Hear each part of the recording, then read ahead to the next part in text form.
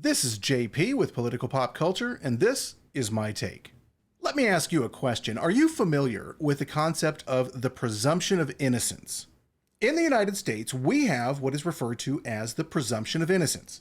Basically, all that means is that even when someone is accused of a crime, and even when it appears that all of the evidence points to their guilt, they are still presumed to be innocent until they're convicted in a court of law, either by a judge or a jury of their peers. That's why you hear the word alleged bandied about so often on the news, because you can't just accuse someone of being guilty. You can't just assume their guilt. Well, you're not supposed to anyway. No, guilt is determined when a judge or jury concludes the evidence presented at trial is sufficient to prove, beyond a reasonable doubt, the person accused is in fact guilty of the crime of which they're accused. Now, guilt can also be established via a plea deal, where prosecutors and defense attorneys agree that the accused will plead guilty to a charge without going through trial. Now, usually they're pleading to a lesser charge, or they're pleading in order to receive a more lenient sentence. Now, a plea deal is exactly what happened on Wednesday, August 17th in Little Rock, Arkansas, when former FBI agent Robert Cessario pled guilty to the crime of, quote, corrupt destruction of record in an official proceeding, in connection to the corruption trial of former Arkansas State Senator Jon Woods. In the plea deal, Cessario stated, quote, I erased the contents of the computer hard drive, knowing the court has ordered the computer be submitted for a forensic examination. I did so with the intention of making the contents of the computer's hard drive unavailable for forensic examination. At the time, I knew the contents of the hard drive were relevant to an official proceeding. He continues, I corruptly performed and had performed the erasures with intent to impair the integrity and availability of the computer hard drive and its contents for use in that official proceeding. In other words, an FBI agent knowingly and willfully destroyed evidence in a case against a U.S. citizen. How corrupt and how stupid can you possibly be? As I mentioned before, former FBI agent Cesario's charges stem from his role in the corruption trial of former Arkansas State Senator Jon Woods. Now, Jon Woods was convicted of mail fraud and also 14 counts of wire fraud back in 2018. Was the evidence former FBI agent Cessario admitted to intentionally and illegally destroying exculpatory? If not, why destroy it?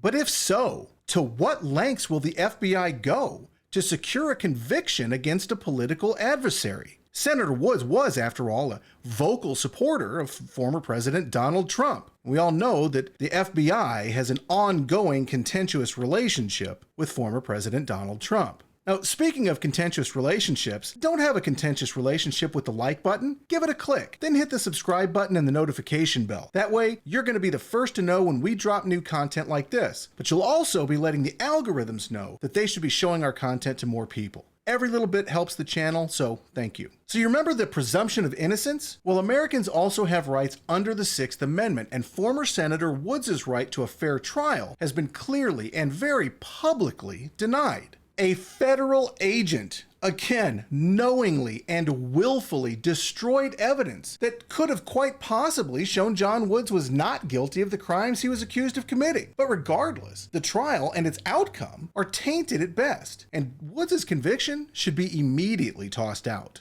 As for former FBI agent Robert Cessario, he's now looking at a prison sentence of up to 20 years, as well as a fine of up to $250,000. Unlike his victim, Jon Woods, Cessario has admitted guilt, and I, for one, hope that he is punished to the fullest extent of the law. A man was convicted of multiple crimes. He lost his Senate seat. He lost his freedom because a federal agent intentionally destroyed evidence. And that former, now, federal agent should pay dearly for that egregious transgression. This case does put the unprecedented Mar-a-Lago raid into a different perspective, though, doesn't it?